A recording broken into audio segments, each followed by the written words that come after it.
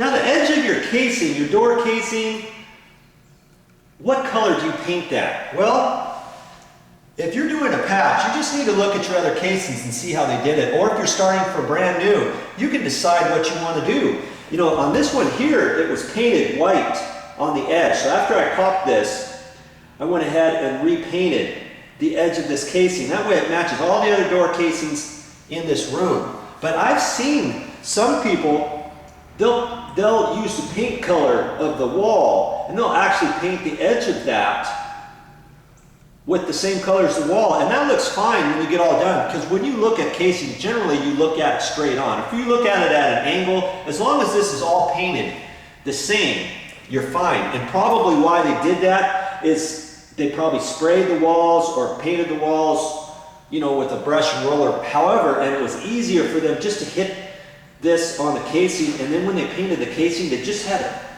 to paint the front of the casing, and sometimes that works out really nice. So, you know, think about it and decide which way you want to go.